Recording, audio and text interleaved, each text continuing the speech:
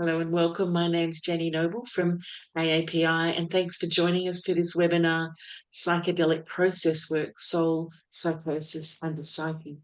I begin by acknowledging the traditional custodians of the lands on which we meet, recognising their continuing connection to land, waters and culture, and paying my respects to their elders past, present and emerging.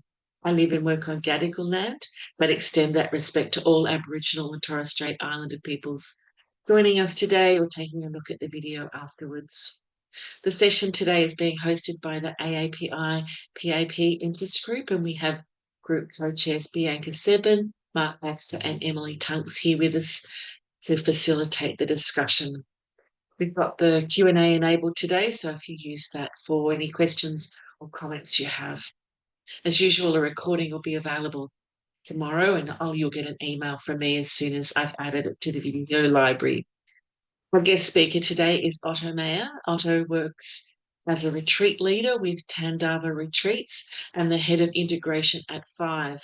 Specialising in integration work, his private practice, Soul and Psyche, supports individuals in navigating both the static and traumatic states of consciousness using a blend of techniques and frameworks.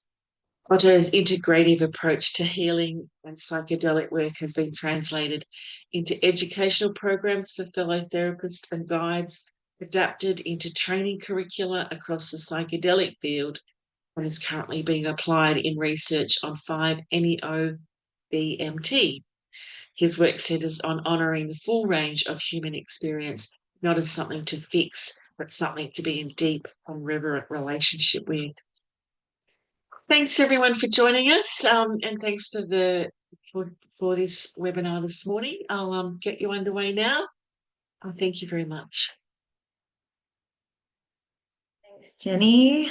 Thanks everyone for jumping on this morning. I'm really excited for this conversation and to welcome Otto to present to us. So Otto and I have known each other for some time now and have had many an interesting conversation, and I think it's only fair that others get to be privy to some of the things we have been discussing. So to start off, I think it'd be good if we can kind of set the frame and set the scene a bit. If you tell us a bit about yourself, Otto, and your therapy orientation, your work at Five, and also how you've come to have this particular lens in this work that you do. Yeah, well, first of all, thank you guys for having me. Really excited to be here. Thanks everyone who's shown up.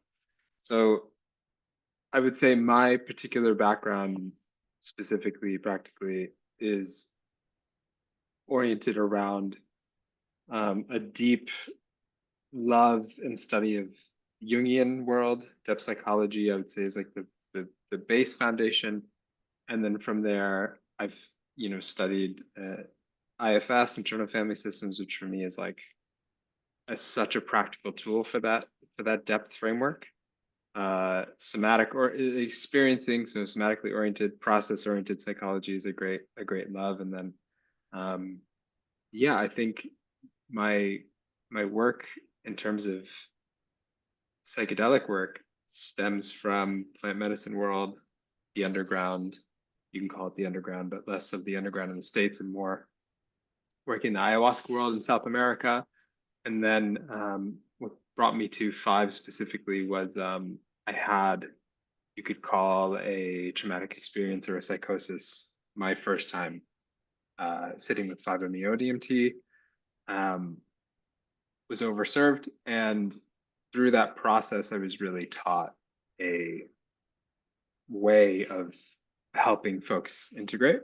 Didn't know that was happening at the time, but so then now I'm in a position where I work with Five. Five's an education platform that helps folks understand everything to do with 5-MeO-DMT, and then Tandava Retreats. So yeah, really working with people's process with 5-MeO directly. So I'd say obviously it's like therapeutic orientation, but then a lot of it, my orientation really comes from watching people's process emerge directly, and really learning from that direct emergence of people's experiences.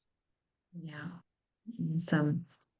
And yeah, with 5-MeO in particular, I think there's a lot of, I mean, simultaneously a lot of hype.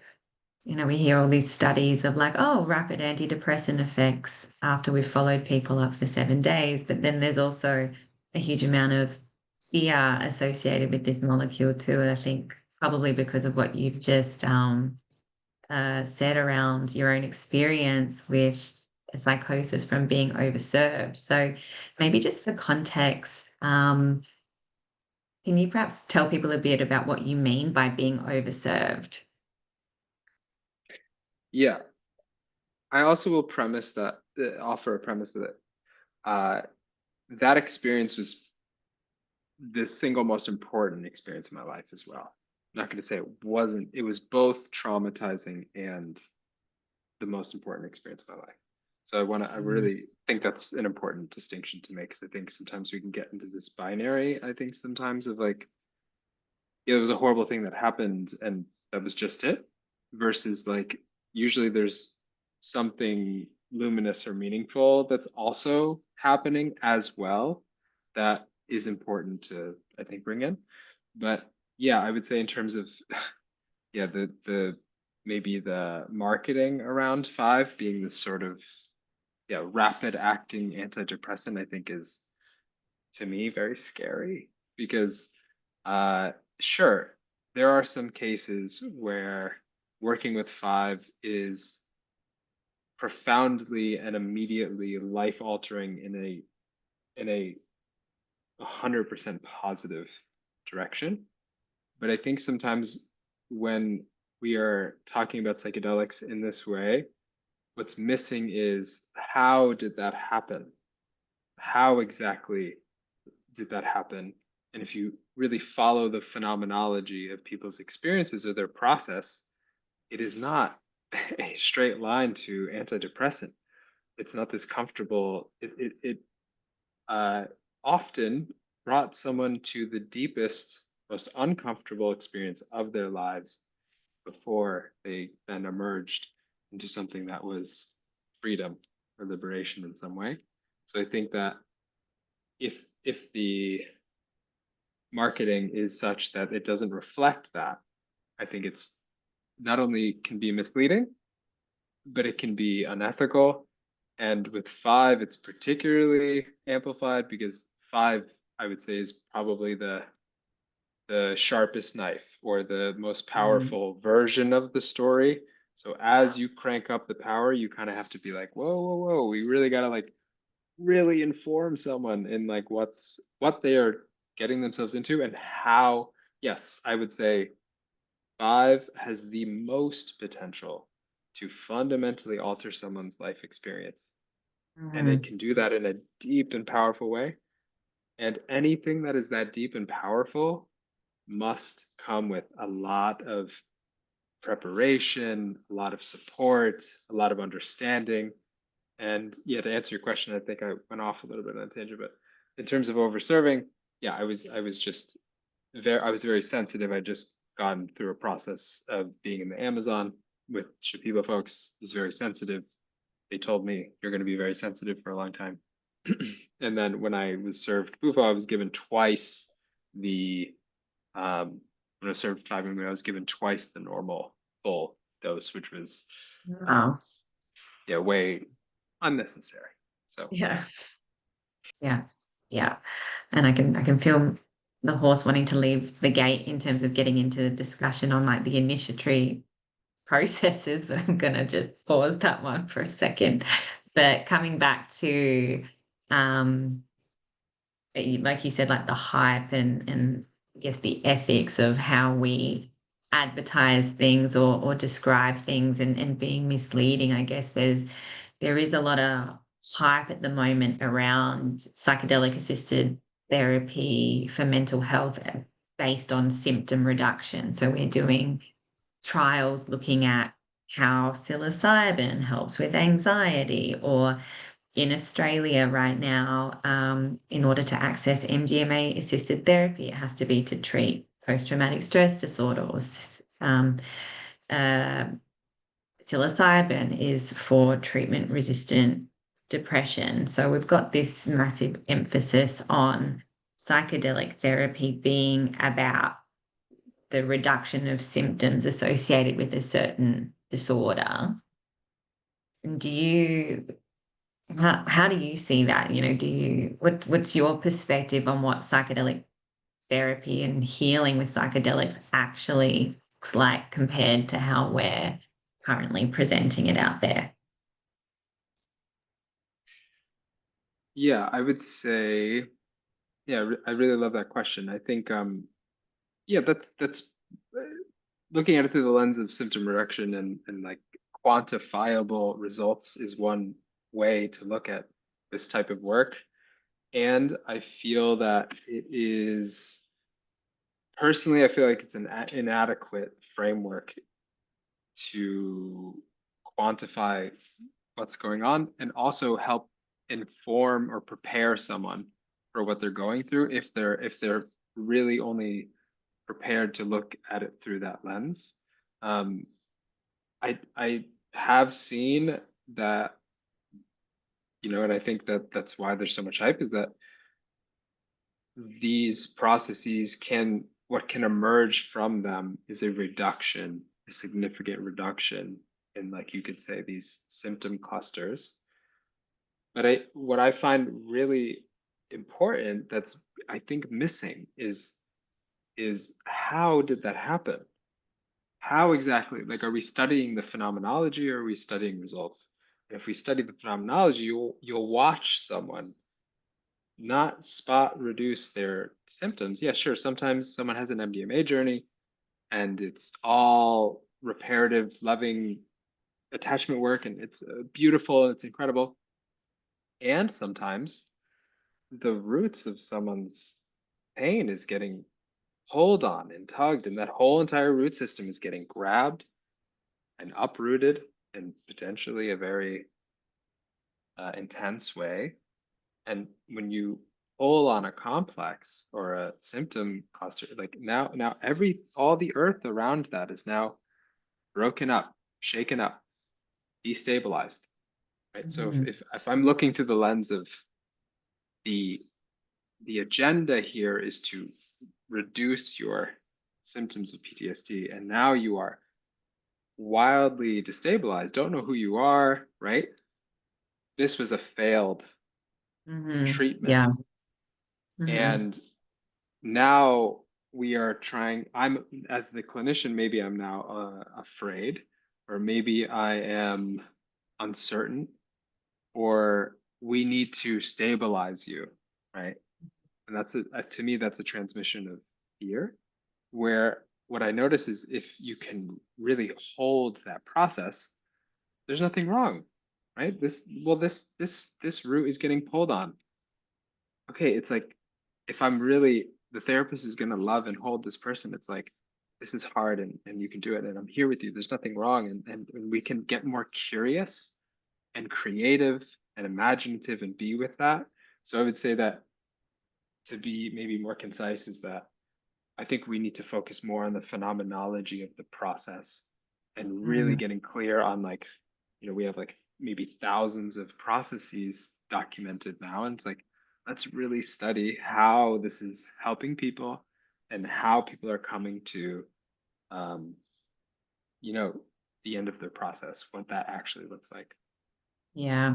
Yeah. I think so much of what we perceive as healing is, well, it's more framed as like reduction of discomfort, and that's the ultimate goal is whatever I'm holding that is distressing or uncomfortable for me, it's been successful if that's been alleviated.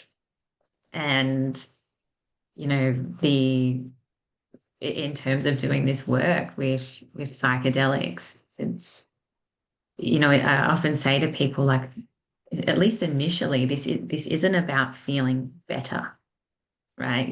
Like if you're preparing or agitating the soil, it might be that you can actually go into all that stuff for the first time, and that's why we often say working with trauma, things can often look like they're getting worse when they're getting better, right? But how does this, I think that's very difficult for the current system to hold that, because like you said, that there's a lot of fear, but also I know we've had this conversation before, like my grief around the lack of infrastructure that we have as a society to, like you say, safely hold these processes. It's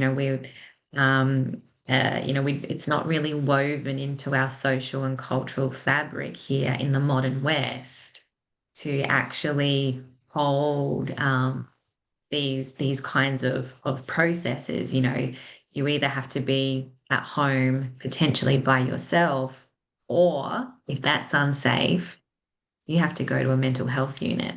There's like this, there's no in between. And there's certainly some places like in Czech Republic, and I think in the States, you have some centers for spiritual emergence or that kind of thing, don't you now as well? Yeah.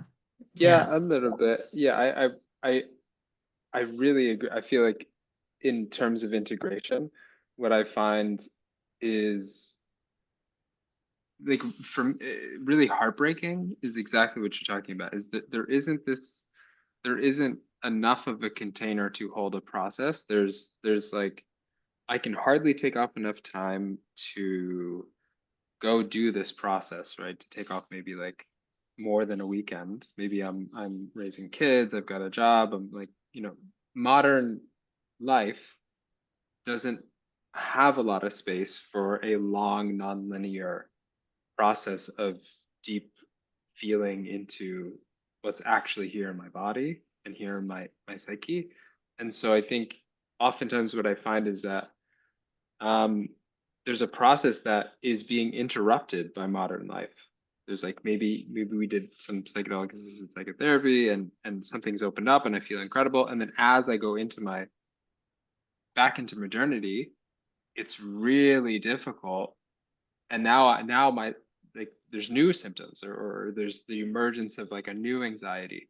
I think of I have an example of a someone who who worked with five, and they were working with five because were feeling they were having like kind of these chronic um they're having these chronic migraines, and they were feeling very lost or disconnected from their family, like very very shut off. Big experience with five, went through this whole arc. At the end of it, felt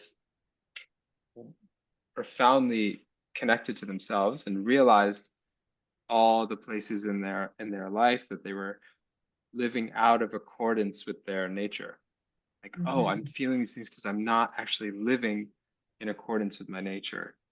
And I can see, why I've done that. I can see the family system that has like brought me to this way of being. He goes back into his life, and of course goes back into the same patterns overworking, whatever the pattern is. And what emerged was this new anxiety, panic, could not sleep at night, calls me into saying, I think 5-MeO messed up my brain. I think I made a huge mistake. And as we worked, it's like, well, let's go into the panic. Like let's work with this. What's actually here? What is this symptom trying to tell you? And as we go into the panic, it was his body was telling him, I mean, we went through this whole process, somatic, tears, all this kind of stuff. And eventually what it came to is, I'm not listening again. I'm not Mhm. listening again. So what happens often is there's this if we're looking at it through the lens of symptoms, it's like, well, now there's new symptoms because there's an invitation, and the invitation is difficult because the invitation is Mhm. saying you now don't have a choice. You know now what is in alignment with your truth or your health or your being, and you now that you know, you have to start to choose this. And I think that's I'll like just end with this one little bit is for me personally, what I find is really incredible about working with medicine sometimes is they don't give you a choice anymore. So you're squeezed in between this system where it's like change is incredibly hard. I struggle to change deeply. But when a psychedelic kicks you off the cliff and is like, well, now you must change. It's either the migraines or the anxiety, or you have this knowing now. So it's like this loving sort of pushes you into this, awareness. Yeah, yeah, totally. And the the discomfort of that process, we have a big focus on things like being prepared, being stabilized, staying in your window of tolerance, all of those things. But then this is also a big challenge with psychedelics because there's no guarantee of the experience that you're going to have. And if you go to Peru or Mexico or anywhere, Brazil, and you participate in the traditional context with these medicines, I think your presence is implied consent to whatever is going to unfold, right? And I think it's different because it's in traditional cultures, it is part of the social and cultural fabric, but this is a big conflict in introducing these medicines into the Western medical system because we're not so comfortable with the uncomfortable process, right? I mean, I don't know if you want to speak a bit about it now, but you've just returned from Ecuador with the Icofan and the, being able to sit with how these medicines are typically served and the process that is so culturally acceptable to go through compared to what we would deem as, an adverse event or a failed treatment, for example. So I don't know if you want to speak a bit to that. Yeah, I would love to. Yeah. I just got back from a few weeks with the Icofan in Ecuador, and it was profoundly uncomfortable. It's very uncomfortable. And it's still unfolding, but it's been profoundly medicinal, incredibly medicinal for me. And what I find in a lot of those spaces, cultures, is the suffering or difficult experience is not only implied, but it's, at least for Shipibo, it's a gift. It is a it is a it is framed as a gift. And the way that I notice folks work with their experiences when it's framed that way, when the entire lineage is holding it as like, no, no, no, we've done this for a very long time. Give us some trust. If you're really struggling, there's that compassion, there's support, there's a lot of care, and there's this sense of it being a sacred thing that's happening. And I've really watched how much I notice, maybe you could say like the egoic mind is sometimes in the West, we like coddle it a bit, which is like, I think to our detriment, which I would say is almost like our sense of needing to both be comfortable within maybe self-imposed limitations, limitations of both identity and self, where you could say, maybe we could start to bring in the soul here, is like the soul is this sense of expansion, that you are so much more than you believe yourself to be. Life is a lot more than maybe the stories that we've gathered, or the sense of comfort that I'm attaching to safe or good, where these experiences that are challenging are maybe pushing our edge to, you can get out of this smallness that maybe you're living in, and maybe that edge is profoundly uncomfortable, but uncomfortable and unsafe are not the same thing. And I think sometimes that gets in our culture, we get really muddy, where it's like, I'm Yeah. unsafe. It's like, maybe, I'm so open to that. And maybe this is just very scary and it's very on the edge of what is known to me. And so I think that in these cultures, they typically have a cosmology or a premise when approaching the medicine that holds a lot of different things that our modern cosmology doesn't have. For example, like the idea of sacredness, which I could say is like it's like a value that says all things are related, and that's important. It's very important that all things are related. Or this idea that there is a great mystery, and we have to have a relationship to mystery and the unknown. Where in our culture we say you have to eradicate the unknown. We need to scientific. We need to know all everything. I need to know, and that can almost become this like neurotic attachment, where the medicine is often like, here is a whole bunch of unknown. Here's the edge of mystery, and now I'm panicked. Is that a bad trip or is that an invitation? Right. So like, I think this is how these other cosmologies, I think that they just create more safety, I've found. Yeah. Yeah. Otto, there's a question here around like how do you support yourself and others through these challenging moments, ordeals, journeys? And the questions around, particularly maybe from an internal family system lens as well, how you find that helpful. Yeah. I love that question. I think the first thing as the person in the therapist role, I think that the deepest thing that we can offer someone is embodied attunement, at least in the space, like directly when someone is going through a process. And for me, I feel like what that deep embodied attunement from an IFS lens looks like is there isn't anything wrong with what's happening in this moment. And there's no part of me as the therapist that feels like I need to change your experience, I need to fix it, or there's that transference of fear when something becomes potentially a crisis. Even I want to also be clear, like even if it is a crisis, I think it can be so harmful to transfer that fear.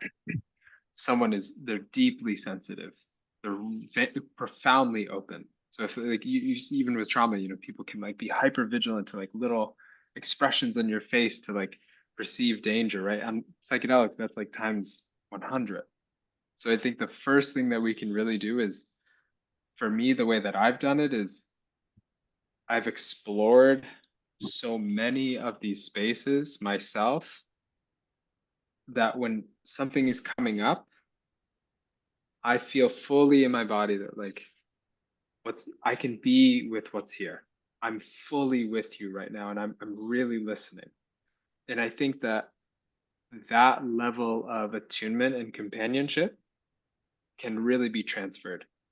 Like, positive transference. It's like really can really be felt, and I think it can show someone in an embodied way that it can bring that self energy, it can bring that curiosity. And most of all, I think what typically ends up happening, I really love that. I think psychedelics offer usually some element of the trickster archetype. It could seem like it's a crisis, and it could be a crisis. And in a moment, in an instant, something can happen. You can be like, oh, actually, I think I just made this up, right? Like these types of things can happen in an instant, right? So I think that if you can hold the space for all things, what I usually notice is that self will come in, and the thing that I love the most is there's imagination. There's some version of imagination that is you could say a therapeutic intervention, or like it changes something deeply. And I'm not using my imagination if I and the therapist is trying to manage fear in myself. I'm not in self energy. Resonates so strongly, and there was in the about a year ago, I was practicing with a person in a dosing day, and there was a moment of where I experienced fear and came out of my self energy and being able to be embodied in attuned, and it did interrupt the person's process, but then I carried that outside of the session and had to work with that. And I guess, and that took a little bit of time. I'm curious about those moments where we become impacted by those, and how we take care of ourselves following that, and the journey of the therapist and self-care in this field, all of that kind of stuff. And those moments of fear can kind of, not only do they interrupt for the person, but they somehow stick in us, I've found. And we need to attend to that somehow. Yeah, I'm sort of interested in your views on that. I really love this question. Thank you for that, Mhm. Mark. Yeah, I found that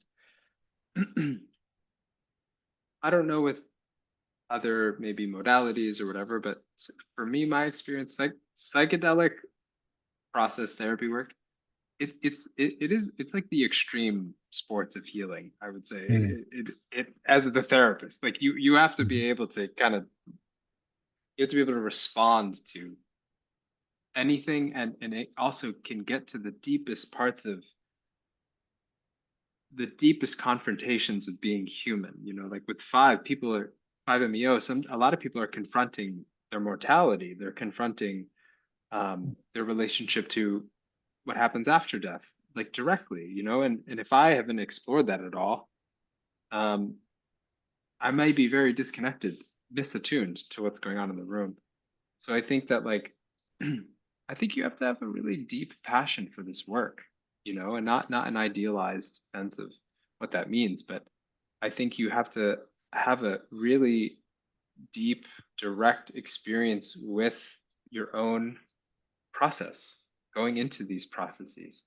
And I think sometimes folks feel like that's gatekeeping, like, oh, like people who have like the most psychedelic experiences are gatekeeping the space. It's I don't think people who have had a lot of psychedelic experiences are necessarily equipped to help people. I don't think that's equatable at all. But I think that being able to do this work yourself and be a few years into it, I think equips you deeply. And that process is always happening. And at least for myself, I think that is what has kept me in a space where I feel like I can stay in self, is um, having teachers, just going to Ecuador and learning from the Icofan. These folks they're light years ahead of anything I've done. They've been sitting with ayahuasca with Yahe 2-3 days a week their entire lives, right? And I can't even fathom that, right? So it's like to be in relationship to teachers, to be in my own process, and to, just stay in integrity with that, I think. And yes, self-care, I think that's all a part of it for sure. Mm. It's a really interesting point you raise, Otto and Mark, particularly in the clinical settings, because we in our training we're trained to be the experts in the room, and we have to walk that line as providing that safe space. However, when it comes to these non-ordinary states or another person's process, being able to step back and be open to getting it wrong, being curious about where we've misattuned with our partner, because we work in pairs. It's a huge sort of unlearning, but at the same time, not losing the whole framework which we are bought into. That word, like when you said unlearning, I just got chills, because it's like there's so many.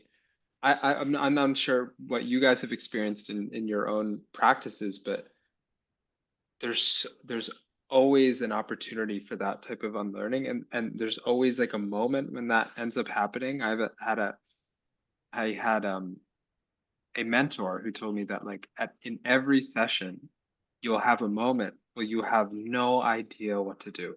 You will be completely wiped of anything. And right in that moment, you are staring at the mystery, and that is a moment where you deeply surrender to presence, and you listen as deeply as you can. And that is the moment when something else will usually come into the space. The client will say something totally different. Like, you almost have to, I would say, we say psychedelic assisted therapy as like the therapy is the highest power in the room, you could say, or the deepest frame. In my experience, what I've noticed is it's more like therapeutic assisted psychedelic work, where usually the experience itself has an intelligence to offer if we can make room for its mystery to follow where it's going to go and to listen to it, as opposed to I'm going to steer the ship as the expert. And I think that takes I think it takes some faith. I think it takes direct experience of watching that play out many times. And I'm curious how you guys feel, but I've noticed that if you do try to listen and allow the intelligence of the experience to teach you something and to trust it, it will always show you something profound or make the unconscious conscious or do something that I can't tell you how many times I've listened to people's ayahuasca experiences have been like, this medicine is the most genius artist therapist. Like, I can't believe the way it wove into these different cracks and crevices and brought up these specific memories and wove this story to bring you to something healing. So I think surrendering to that intelligence is important, or at least having a relationship to that intelligence, I think, is very important. Thank you. It sort of goes along maybe with the next question. Someone asked about how do you differentiate then, or therefore, on spiritual emergency or a real emergency? Or I also want to add spiritual bypassing. It's a big question. Yeah. I like it though. This is a great, yeah. Okay, so the first is the difference between spiritual emergence and emergency. Mhm. The next is addressing spiritual bypassing. Okay, so I would say emergence and emergency, there's many layers. I think the first that I think of is you have all the context of someone's experience. So, for example, I have someone who I was working with who accidentally took a mega dose of LSD when they thought that they were taking supplements. So that is a very different thing to integrate than I went into a psychedelic assisted therapy session, right? So that adds a complexity of emergency or of crisis, right? So the first thing I would say is like to get clear on the context. So these elements of context, how prepared is this person, all this kind of stuff. But from the direct phenomenology, I think that an emergency is characterized by a lack of self, a lack of a witness, a lack of I can notice an experience that's happening. So if that I is really dissolved and this person is, what is inner life, right? A psychosis, what is inner life and what is outer life, outer reality is not discernible. Now we're getting into emergency territory. I think another deep element of it is, I think the biggest element of it is how supported is this person? How much support do they have? How much capacity do they have in themselves? How much support do they have? How much appropriate support do they have in their family system, their community, their therapeutic system, their financial time, how much room they have to, right? Because sometimes someone is having an emergence that's very intense, and that's fine, but they can't go to work right now. And if they were to go to work, maybe that would tip into emergency, right? Yeah. So I think that these are kind of the elements of like, again, to bring it back to culture, I think it's also helpful for people to know that, you know, going through, this is why I really like the retreat model for working with psychedelics, is that sometimes these types of processes, they can really emerge, and they need a big, broad space to spread Mhm. out and to really express. And sometimes an emergency from an emergence can turn into an emergency from a lack of container. Just Yeah. from the fact that like I have to get on a plane now and I need to Mhm. like, well, the psyche doesn't work like that when it's completely unraveling, you know, and like you've opened up Pandora's box, like we have to stay with it now. And I think what I've noticed is most cases that I've at least supported, that's usually the case, is like Pandora's box is now open. Maybe that was done in an ethical way or not. Maybe it was an accident, or maybe it was overserved or whatever. But regardless, what has to happen next is we need a huge web of support to hold what's happening. And the sooner and the more quickly we can do that, the more that this could be a beautiful growth opportunity for you. Mm. And if that doesn't happen, it can very quickly spiral into an emergency. Mm. Yeah, Reminding, definitely.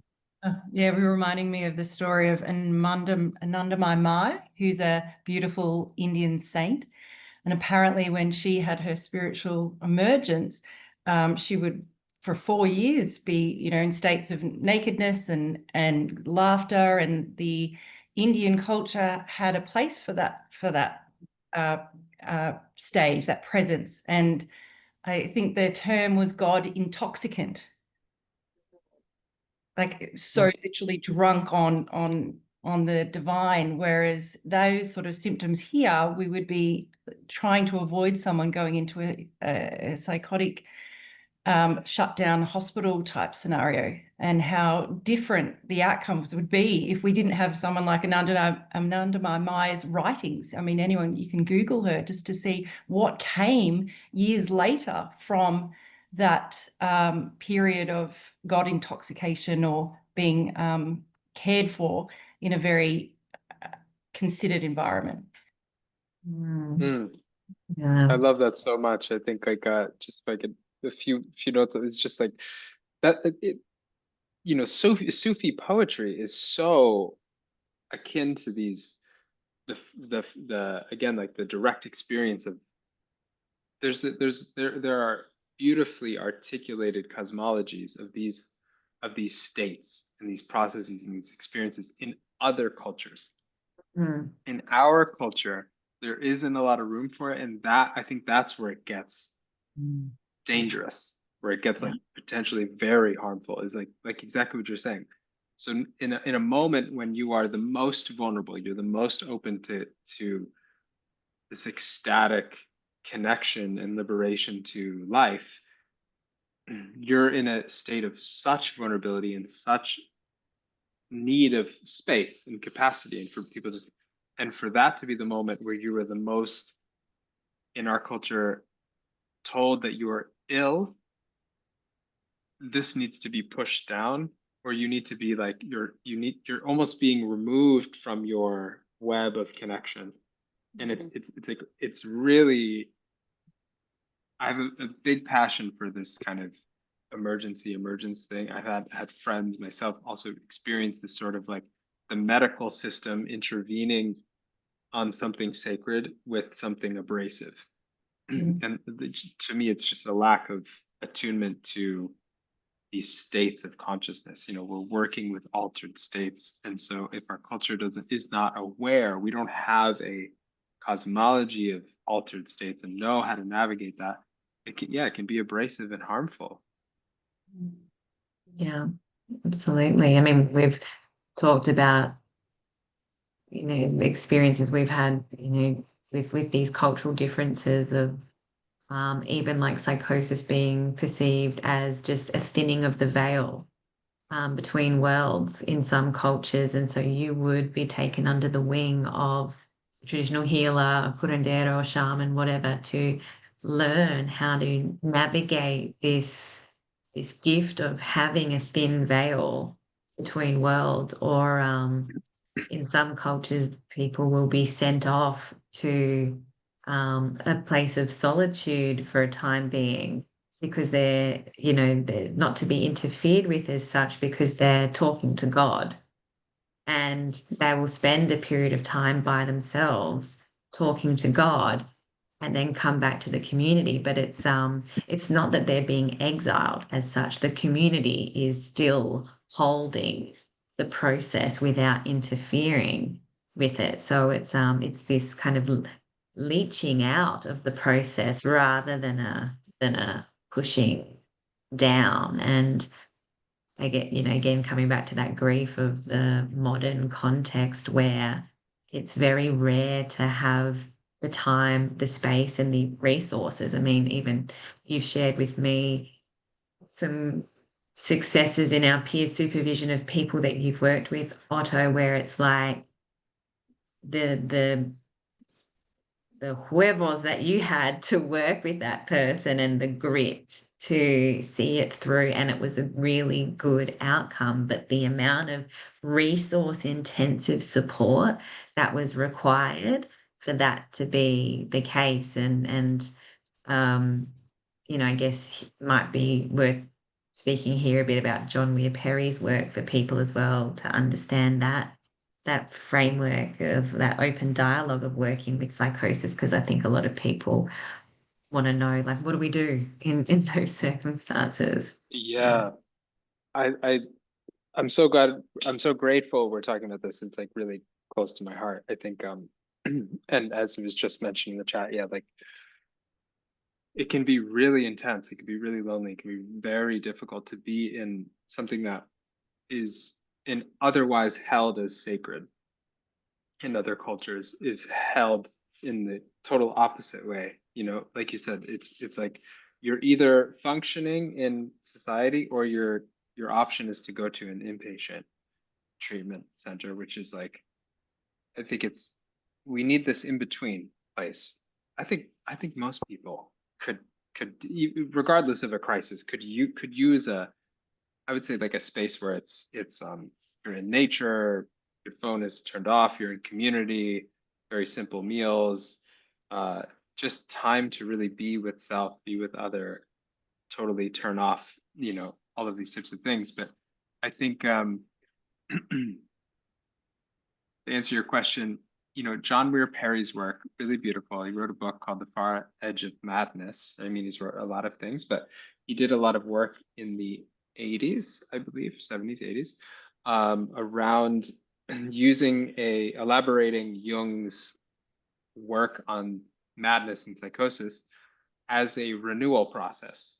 This more shamanic kind of, it's not an original idea, but that he believed that the psyche would thrust itself into these types of experiences in order to bring not only renewal and wholeness to someone's personal psychology, but for their family system and for their community. Like, so this person is maybe the most sensitive link in a chain of maybe relational dysfunction, and they are like the breaking point, and there's this break. And then there's this technique called open dialogue, where when that break happens, the most important thing that you do is quickly find everyone in this person's life, their family, their friends, their community, and you get them all in one place, and you allow this person to elaborate and express and be held by these people.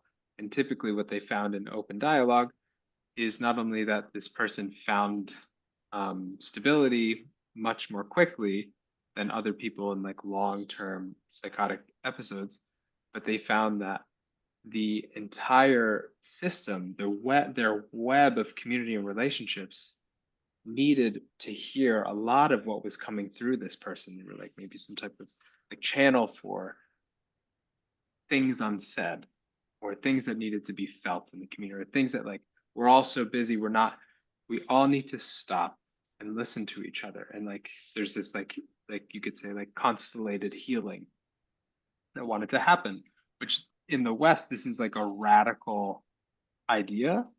And in shamanic cultures, they're like, yeah, that, you know, that happens. We do that sometimes, right? Like this is a therapeutic intervention that is modeled after these types of communities. And it was from a research perspective, it was also very effective. So I think that like, yeah, I guess I would hope that we can create more environments like that, maybe like integrative spaces for not only spiritual emergencies, but for if we're going to integrate psychedelic assisted therapy into modern culture, I think we need to have spaces like this in order to create harm reduction. I think if we had a lot of these spaces, it'd be a lot of harm reduction. Absolutely. And there is a question here as well, like from an ethics point of view, should support networks moving out of a retreat or medicine spaces be assessed before somebody attends? And where is the line when our current culture jumps to an assumption of psychosis when people jump back into the real world rather than the current culture now being incongruent with what they need? I love this question. I also need some clarity. Should support networks moving outwards of retreat or medicine spaces be assessed before people attend? Like the ethics of should we be serving medicine to people that have no support network? No. Yeah. I there's a chance that they'll be okay. To me, taking it, that's not ethical, right? Yeah, I think this is honestly something that maybe is a hot take, but I feel is true is I think there's this emphasis on we need to make psychedelic assisted therapy accessible to everyone. Everyone needs to benefit from this. And I'm like, for me, that's like a beautiful intent. I love that. Like I want everyone to have the healing I had with this experience. And number one, I don't think it's the right fit for a lot of people. It's not for everybody, for sure. And also, if there isn't enough support, I think it's a dangerous thing to do to invite someone into it. It's I don't know what the correct metaphor is, but I don't think there's enough. It's a really deep and intense thing to do. And yeah, sure, there's the chance that you have a psilocybin journey. It's really deep and powerful, and you are right as rain as soon as the experience ends. And maybe that's 90% of the time. But the 10% that it's really not. And God forbid, that's the situation. So I think that I'm a fan of like front loading and really over correcting for harm reduction. I mean, I'd say like just in therapy and trauma work in general, the social connectedness piece of healing or that social support is just so underrated. And I am relentless with this with my clients, psychedelic or not, doesn't matter. That this so like, and I go back to thinking of in Italian folk medicine and the dancing the tarantella, that the central tenet of this type of dance, which is, just quickly based on women in particular being in hysteria, deep depression, whatever, from the venom of a tarantula bite. And the only way that you can heal from that is to be circled by your community and held by your community as you metabolize this through ecstatically dancing to a 6/8 beat. The central tenet is that you can't heal if you dance alone. So you can't dance the tarantella by yourself, because then it's not the tarantella, right? And I think this is even more pronounced in psychedelic work, but just in terms of healing in general, this having that soft place to land, having that container is so, like, if we had that, you know, how much is left that needs to be dealt with? Like, we're almost asking the psychedelic to do too much work if we don't have those things. You know, I'm a big fan of the method of least intervention. It's like, what happens if you get people connected first? Then what do you need after that? And the answer to that is not much, you know? Yeah. Mm.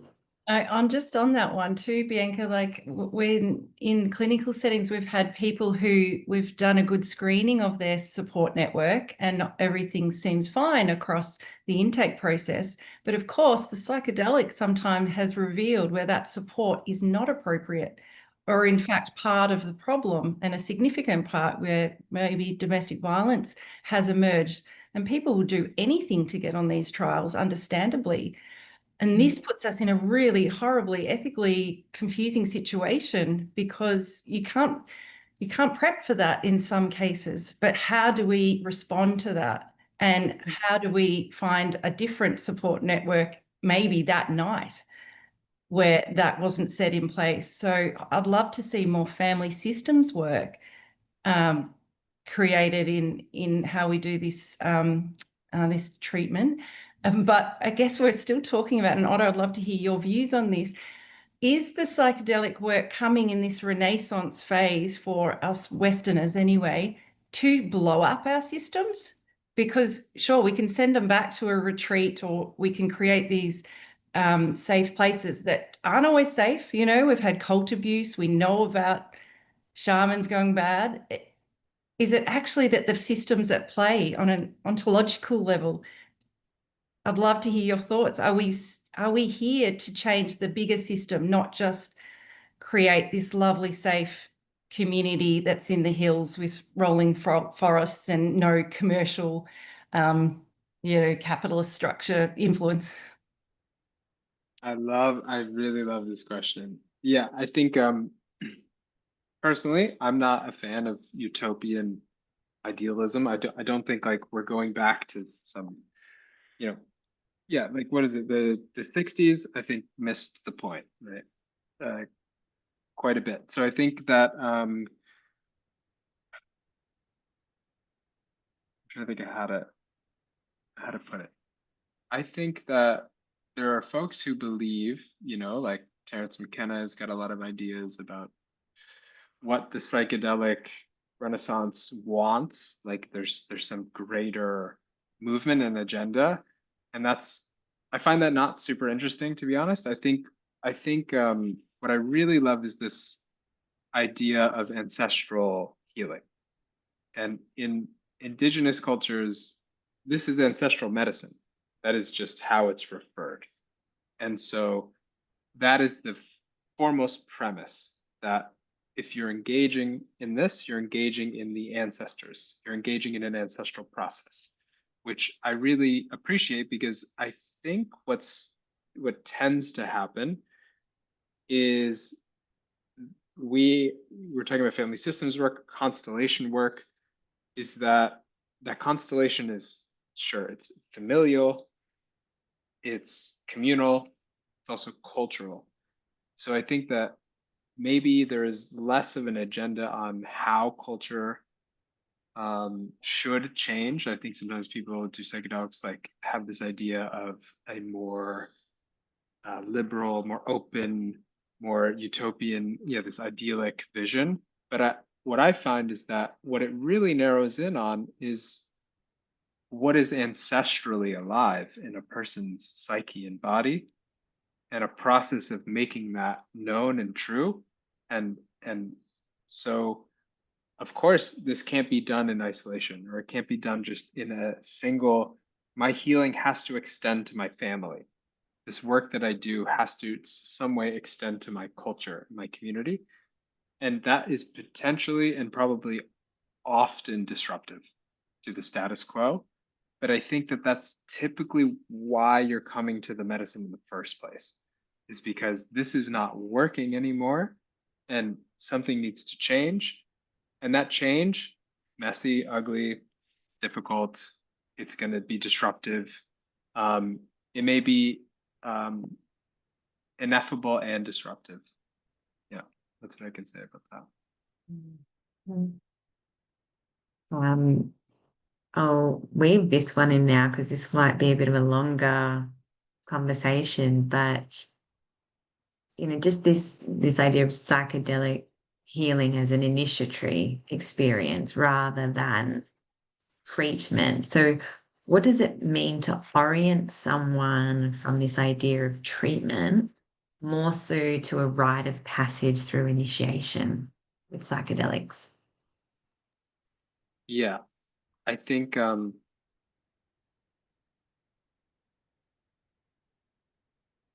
initiation fundamentally is a process of leaving what is known, crossing a threshold into what is profoundly unknown, leaving home, and confronting. It's a confrontation with an ordeal, whether that's my trauma, fear, my limited ideas about who I am, whatever it is, to then come back changed fundamentally, and to bring that change back into your community. It's like the arc of a very rough arc of the hero's journey. And so I think to orient someone to that, and there's so many stories, myths that we can use. I think for me, I think the greatest example of initiation is motherhood and giving birth. Giving birth is a both ordinary and wildly intense. You are on the threshold of death. You cross this threshold and you are completely in this place of surrendering, and you are changed fundamentally. Your community is changed, and you are not the same person after you give birth, even slightly. And if someone is about to give birth, I think they have a sense of, this is about to be very intense and I'm going to be changed by this event. So I think that is very different in terms of a context preparation. Yeah. Because the challenge, the intensity, the you being changed and having to let go of your identity is implied. So that, I think, to help someone prepare for that, and if they can really prepare for that and feel ready for that and open to say yes, I think they don't have to struggle with that in the experience itself. Yeah, it's kind of like that difference as well between doing ego work versus soul work as well. Like in some ways, I think treatment is more ego work of like, how do I feel comfortable and keep things predictable and stable? And how many of the people we work with, the stress comes from that desire to be completely and utterly in control of every facet of their lives. But what you're talking about here with psychedelic work being an initiatory process is being willing to be out of control and be changed by that as well. And yeah, that question of how do we prepare someone for that kind of initiatory process? And you've mentioned this idea of myth and story because people have traversed this terrain for millennia. Like, this isn't a new treatment, but we've become so disconnected from so many of our stories and our myths and those things in the modern Western world. Like you said, doing this ancestral work, I work with plenty of people, or even have friends, colleagues. They couldn't tell you anything about anything beyond their grandparents. And how does that influence our sense of self, identity, and our healing capacity in the present day as well? Many of us probably wouldn't identify with being disconnected, but we probably are in many ways.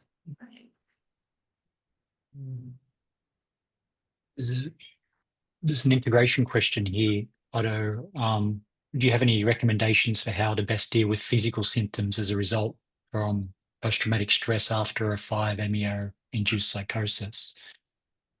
The person's given a bit of context, just that they were overserved, and that they're still with tinnitus as a kind of an example of a physical symptom. Yeah, and just some of your thoughts around that kind of challenge. Yeah.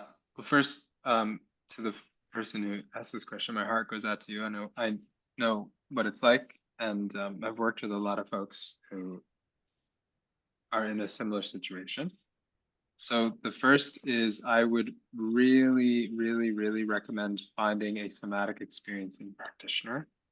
I find that somatic experiencing has a level of sensitivity and attunement to a nervous system that is very fragile. So I think the first bit of integration is to be able to find an appropriate container to repair your nervous system. So SE, for me personally, I found to be the most helpful and effective for my clients. And then the next is also finding ways to learn about your nervous system. Particularly, everyone's is different, right? So like learning how to find safety in your body. Sometimes there's also moments of big somatic expressions after an experience like that are overwhelming, paired with a nervous system that is very sensitive. It doesn't have a lot of capacity. So that can be a really difficult thing to work with because there isn't a lot of titration happening. There isn't a lot of like bite size. It's like all of a sudden I'm getting this wave of intensity. So what I've noticed is a few things. Sleep is extremely important. So finding a way, I don't know if it's assisted by medication or whatever it is that your sleep hygiene. But I think sleep is a huge piece. Finding a somatic experiencing practitioner. And then something else that I found really helpful, which maybe we can leave a link, is I run a biweekly integration circle that is specific to 5. So having community with folks who have also had challenges with that particular experience is really co-regulating. To have other people that you're like, oh my God, yes, like that's exactly what I'm going through. And to be able to share that, we have quite a few people that regularly come to the circle that are like healing from an overdosed experience. So yeah, I would recommend that as well.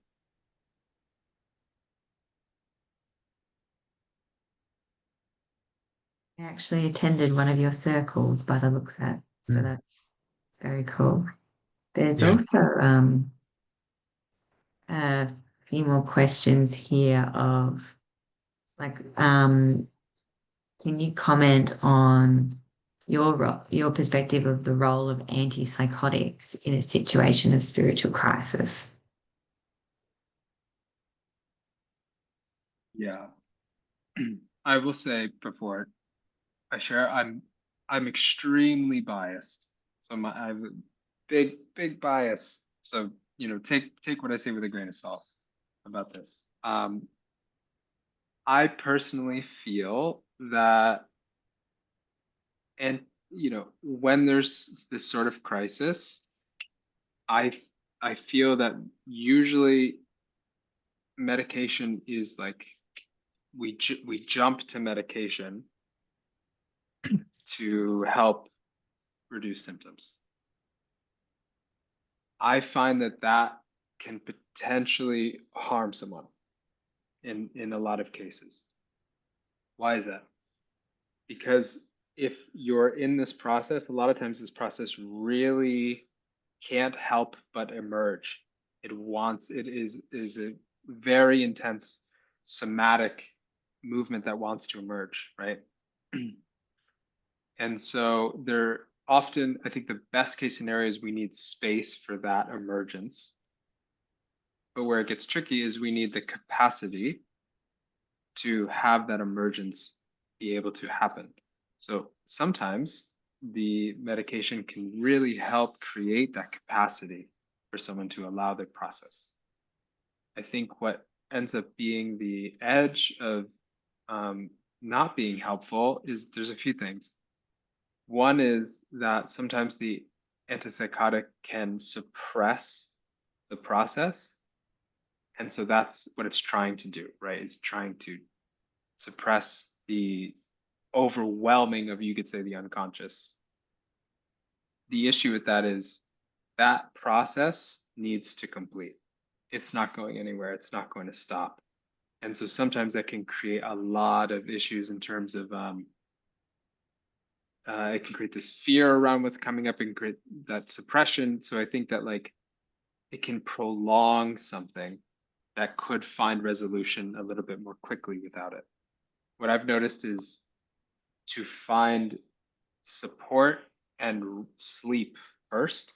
So if I was going to have an intervention first, I would, with medication, I would look towards sleep first and actually finding something that could calm the nervous system before I would leap to a mood stabilizer or antipsychotic. I'm not a psychiatrist, just saying what I've noticed. Also, what I noticed is that if you are working with a psychiatrist or provider who isn't psychedelic informed, sometimes it can make it more harmful. And I've made that mistake before where I've been like, oh no, I'm scared. This person's like really needs help. And then I refer to a psychiatrist and then they put them on something and now they're having all sorts of other symptoms from this medication. Now they're very now both things are happening and it's like, oh no, this is like not how I wanted it to go. So I think the first thing is to it for sure has a role, absolutely, for sure. And like in crisis situations, it can save someone's life. And that's tremendous. But I think the biggest thing is we have to be like really psychedelically informed on the nuances of this type of process and what it can look like. And similar to what I was mentioning before about the kind of edge of something being like a crisis, then all of a sudden it's fine, is I've also noticed that more organic, connection-based, nervous system-based interventions can be way more effective than you think. This person just needs a lot of space and support and attunement. Yeah. Yeah, I definitely relate to that. And, well, you know, in various cases of psychosis related symptoms, not necessarily just from psychedelics, but in a trauma context, where is it, you know, is this a dissociative thing or is this psychosis where it's almost like playing a game of hungry hippos or whack-a-mole, where we're working to suppress one lot of symptoms, but you've got, you know, these parts that are going, hang on a second, you're not listening. You're going to push me down. Well, guess what? I've got some endurance here and I can push back twice as hard. Or the fear is around being disarmed or disinhibited. So the psyche end up working harder and harder against the suppressive mechanism, which then spills out into other, often somatic, but also things like flashbacks and body flashbacks and things like that. And it's been so fascinating that actually reducing the medication and going back to focusing more on safety and stabilization has actually been helpful because it's actually quietened the defenses in some way. So yeah, like that's that question of, is it always a best or safest thing to try and suppress the process? You know, sometimes absolutely, you know, especially if it's helps get someone a good night's sleep. And then other times it's actually, you know, we've formulated the need incorrectly in that sense. Yeah, I've definitely seen that before. There's a couple of questions about entities and psychosis here. So, like, what about negative, well, like spirits or dark entities and psychosis? And also along with that is, how do we, in the modern world, you know, very amateur therapists that can do a, you know, 5-day or a 2-month training kind of thing, how do we go working with, spirits, entities, and then also being able to differentiate between an experience that's potentially beneficial compared to one that's potentially harmful.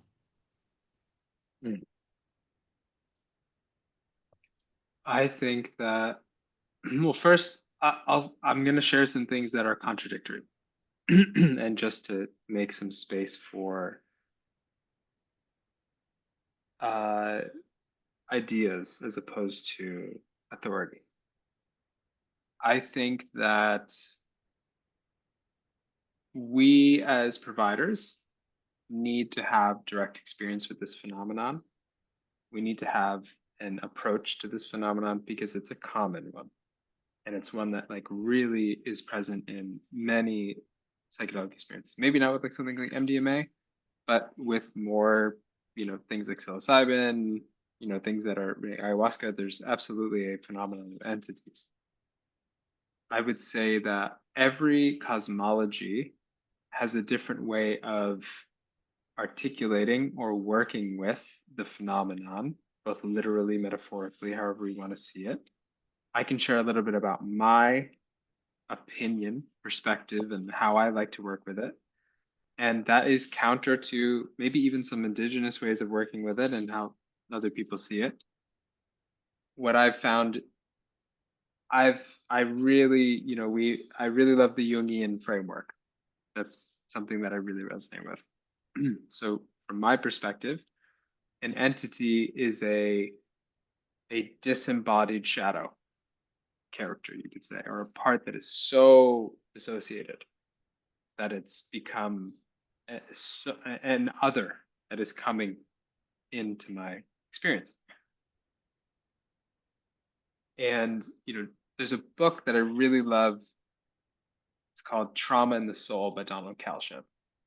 And he talks about this phenomenon from the Jungian lens. And he talks about this phenomenon of when trauma happens, acute trauma, there's this like flash of protection and pulling away where something leaves the body, a part of ourselves leaves, and there's a protective thing that comes to surround that so this person can survive. And that eventually that wholeness is going to want to find its way back to the person. From the indigenous context, we call that like a soul retrieval, like a very common frame that they view healing, and that this protection is experienced as demonic, as a demon, and that there's this demon is, from IFS we'd say, oh, it's just a protector and it wants to help. But Donald Kalshit says, no, this is actually a violent force and it will harm you.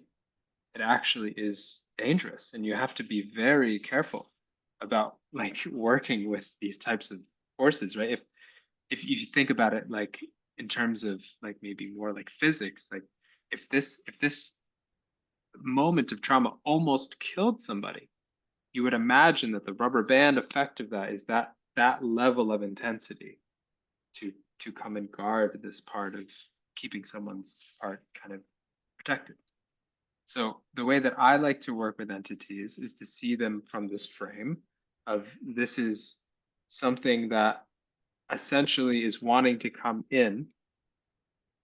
I've noticed that what can become help, and there needs to be boundaries obviously with that, because this thing is, it wants to come in, but it also may be harmful to this person. It may actually want to hurt this person.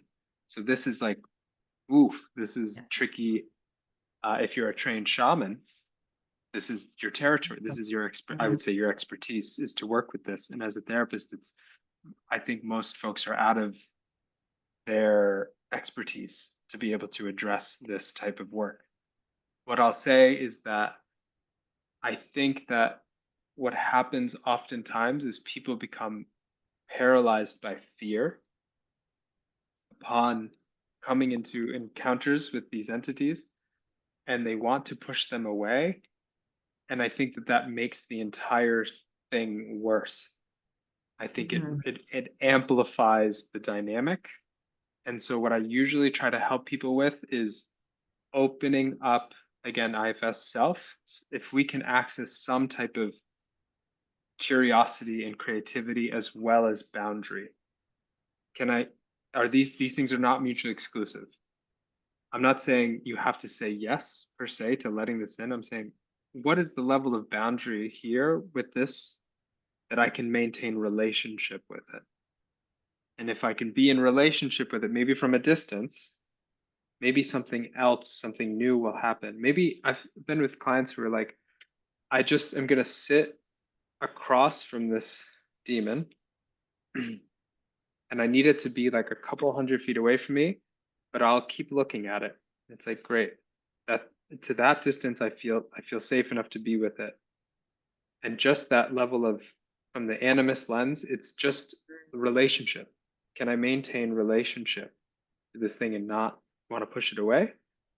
That's just my opinion. Obviously, like I said, not saying no authority on this, but maybe the points I want to really drive home is I think we're out of our expertise as therapists, and I think it's a phenomenon we must be familiar with if we're going to be doing psychotherapy work, and I think it's complicated. Totally. Yeah. We only have a few minutes left, so I think that's a nice lead into this last kind of question, though, particularly coming back to these initiatory experiences, is how can these initiatory experiences with psychedelics support the healing of attachment wounding? I love that question. I think things like MDMA support it really like viscerally and like present and with the therapist, and it's like really practical and beautiful and amazing. What I find really interesting though is with 5-MeO particularly, and other psychedelics as well, I think we have an attachment relationship to being, to life, to, you would say for some cultures, God. For some people, like in the Jungian lens, they'd say you have like a transcendent image or a transcendent figure that we are in relationship to. You could say like, and we have an attachment relationship to life. And I think that we usually project our parental kind of attachment system onto that figure that is life or God, however we want to look at it. And I think that what I've seen with 5 is, sure, with MDMA we can do this beautiful healing within the context of human relationship. But what's also available is a healing with our transcendent relationship. We can have a healing with our relationship to the cycles of life and death. We can have our attachment relationship to our, you could say, our lot in life, our karma. Like, why was I born this way? You know, like that is a relationship. Whether we have a religious frame or not, I think modern people sometimes are missing they're not conscious of the fact that we have a relationship to that phenomenon that is the great mystery of life. And we have an attachment relationship to that. And so that can get really tricky because I'm projecting maybe my father wound onto life, right? And I think life is like punishing like my dad or whatever. But I think that with medicine, with 5, there's this opportunity to experience, with 5 particularly, a level of unconditional love and safety, that life itself is, the essence of it is loving. And I think what I've noticed is that can repair so much attachment wounding, is that I experienced, whether I can rationally make sense of it or not, I had an experience that life was unconditionally loving. That there is a place where I had that experience and I can feel that in my bones. And to know that, I think, is really beautiful, because what ends up happening is sometimes I think with attachment stuff, if we don't have this, if we don't make our transcendent attachment figure or this conscious, we have to really deeply only rely on self and other human relationships. Where if I also have a transcendent attachment figure, there's this, it's like that self, that third energy can create like a lot more balance, I think. Mhm. And I think work like non-dual work, really like Mhm. Byron Katie's work, for example, is like a great, Mm. more grounded example of that. Is like really working that relationship with identity. Yeah. Yeah. I guess as you're speaking as well, in my primary work with Aboriginal and Torres Strait Islander people, and something one of my colleagues at IPAT is always bringing into these spaces is that nobody's talking about the earth. It's always like mind, body, spirit. But where's the earth in all of this? Because it doesn't matter what happens around you. If your 2 feet are still connected to the earth and the great mother's never actually deserted you, you are always being held by the great mother. And psychedelics are known for helping dissolve that illusion of separateness from nature. But yeah, that relationship to earth being further enhanced, or dare I say, like remembered in this process as well, because how do we transcend if we can't be grounded first? Isn't it Jung that says something about, you need the roots to hell first before um, having that transcendent experience? So yeah, when we heal our relationship with the great mother, or remember that relationship with the great mother, what does that generally influence in our attachment, experience as well? I've got to make a comment. I can't believe I didn't say this earlier. Joseph Campbell said that the fundamental purpose of the rites of passage for the initiatory rites of passage, particularly for young boys to men, is to move from the mother's navel to the world's navel. That is a cosmology that exists. That's a movement that exists. That, like you said, in a there's a healing that can happen when you realize the Great Mother. You have an experience of like, oh my God, I'm on this planet and there's this connection to this nurturing force that birthed me, as opposed to my literal mother that I have all this baggage with, right? It's like there's also this other mother that's here, and like that Yeah. can be a beautiful movement of energy. Mm. Absolutely. What most Well, speaking, aren't they, when they come to seek this type of intervention? Unconsciously, they know something is missing and their symptoms might look like this, but they know there's something missing, and helping them find it themselves. What I just wanted to sum with is how much I've loved, Otto, the nuance you've given this conversation and in your work, and allowing the paradox, and not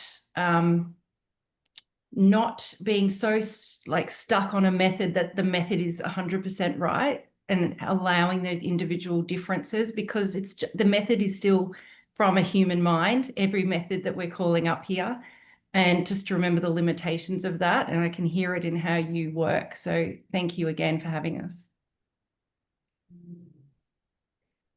Thanks, yeah, Otto. A lot of soul food here. thank you. Fantastic. Yeah, thank you. Yeah. Lots of thanks in the chat as well. But just quickly, if people want to reach out or follow your work, or learn more about what you do you want to plug where they can connect with you?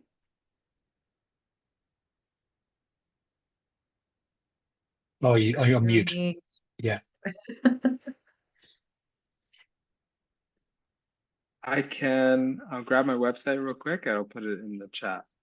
Mhm. I'm able to do that. Yeah. Awesome. And I think we might be able to send that out with the recording Mhm. to Great. people as well. So Yeah, thank you there's my so website much. as well. as well as, you know, just the Five website as well. If people need support with Five, like we've got free resources, integration circles, all that kind of stuff. So please, you know, I've linked them in the chat to that as well. Yeah. beautiful. Thank you. Cool. Thank you guys so much for having Thank me. you so I much really for a appreciate it. great conversation. That was Yeah. awesome. Loved it. Thank you so much for joining us. See you next time.